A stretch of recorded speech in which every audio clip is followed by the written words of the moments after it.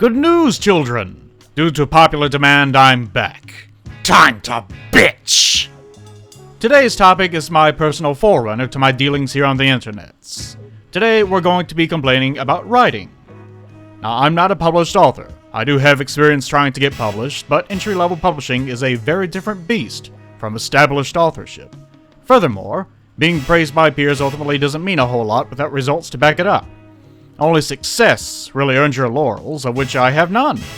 So, feel free to treat this video to have as much meaning and value as the opinion of any other asshole that's on the internet. It has none.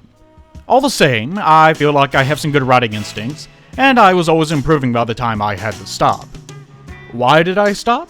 Because I decided one day to try making animations. That took off, and here you are now, listening to the uninformed opinions of a convicted serial animator on YouTube. So really, see, it's your fault, and I will never forgive you for that. Should be fun either way, so let's begin, shall we? Now, before we delve into the delicious meat of this matter, I'll give you some ground rules. Writing prose is very different from writing for cinema. Writing for cinema is very different from writing for theater. Writing for a comic is a lot different than writing for adult movie parodies of popular franchises and so on. There's no global way to write for every single format, and every format will have different terms for its own successes and failures. The purpose of this video isn't to complain about what people are doing wrong, or how to write for a specific format. Rather, I plan to simply give you my own slate, a general purview of writing method that can generally apply to all forms of writing. That is to say, I'll give the good advice for writing the dumb story or the good one, because story good, for that which enrich Grog's soul, or give him mighty erection. Now that I'm done turning you on, first things first. Writing at a high level is hard, very hard. Writing adequately isn't too difficult in all honesty. One look at Hollywood should tell you that much. There's plenty of terrible or mediocre writing to choose from, and given the chance it would be easy to nitpick at any one thing until I soar away from the desiccated remains like a glorious vulture, king of the desert necrophiles. But I won't do that, it's too easy. There are almost no perfect books, no perfect movies. Writing is such a critical process for the writer that it's said that you can't be a writer and be happy with your own work at the same time. People with high self-esteem have no business writing erotic fiction. Haha, I know. So go away, vulture. Go on, get out of here. Back to print media with you. Second things second. People have different tastes.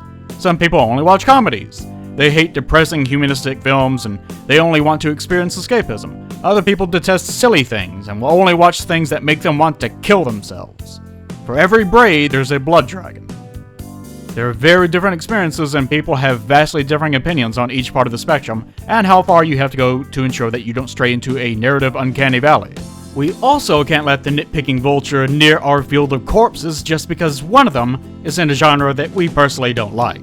All the same, if you're writing a black tale about a man's descent into eventual suicide, you may want to hold back on the fart jokes. And if you're writing a political history piece, maybe you should keep Aslan in the fucking closet. Now that we have our ground rules about how to bitch like nerds, let's talk about the writing process itself. There are plenty of lists online about how to go about writing, where to start, how to finish, what body part to finish on, and how much you get paid for... Oh, no wait, this is a different thing, hold on. Okay. I get questions pretty frequently about how to go about creating such things. Honestly, it's different for everyone. Being a good writer usually just comes down to your personality and whether you have the chops for it or not. I could do 50 videos like this, and it still wouldn't help you since every instance of writing is different and may require a completely different approach.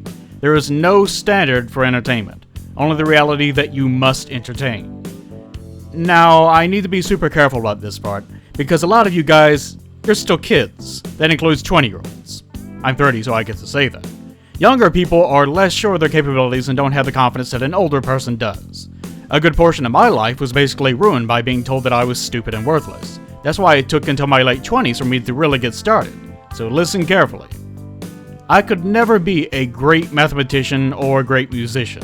I could learn it, but I'm not apt for such things. I know when you're a kid, people tell you that, you can do anything. But no, you can't. People who are born short are rarely going to be legendary basketball players. People who are born ectomorphic probably can't be Mr. Universe. Just the same, people have different kinds of mental aptitudes. The short guy can still play basketball, but he's probably not going to be an NBA legend. I can learn how to play my guitar, but I'm never going to be Ludwig van Freddie Mercury. Unfortunately, unlike being short, you can't really tell if you have the knack for certain artistic methods until you try and fail for 30 years straight. So ultimately, that's step 1. Staying motivated, enjoying the process, and just being yourself. That's also how you start learning to draw, by the way. We all start at a practice by being terrible at it. The key is to find enjoyment in it anyway, and to keep trying new things until you realize that you're awesome in some way that you didn't realize.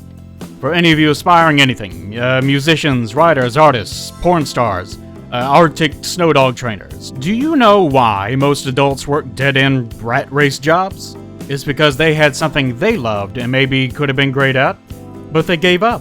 They gave up because their YouTube animations took off, or because they had a kid, or because they couldn't finance it, or so on. Life shit. So fucking do it! But do it! Now that I've obviously encouraged you about your chances, let's move on to step 2. Step 2 in our writing process is a solid foundation. Generally, any story comes from some idea. Either you had a great character in your head you wanted to build a story around, a great history you wanted characters to support, a life experience you wanted to turn into a story, and so on. There are an infinite number of things to build on, but you need to build on something that you actually love or have an intense interest in. It has to be a strong enough foundation to keep you at least halfway invested in the writing process, to the point that the actual story will start to take over later on. In my own experience, and from what I've certainly always heard from authors, about a quarter or halfway into a story you end up realizing what it's going to be about. You almost never really know when you start. Like I've said in my art videos, never commit to anything, because it will and should change. Rigidity is death. You can get halfway through a novel about a man looking for vengeance only to realize your character's story is about redemption, or maybe poverty, or inappropriately sexualizing MOBA characters, whatever. The more you write, the more your foundations will expand, and the more your initial concept will change to support a growing theme. And since you're the writer, it's often going to be something that's been bothering you, or something you never quite understood, or so on. My own attempts, for example, usually ended up being about class advantage, struggling out of poverty, and the necessity of connectivity within a community and things like that. And the story was about ancient gods fighting over the lordship of humans that they never knew existed, with flying ships and dinosaurs with lasers mounted to their bodies, and this monster thing that eats the sky, and what the fuck. Exactly. As you write, you learn. If you aren't learning about your own subject, you aren't writing correctly.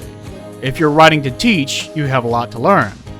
Moby Dick entailed months of Herman researching whaling, sailing, and other homoerotic activities. Whole chapters of the book are devoted to explaining the whaling industry, and it had almost nothing to do with the character development.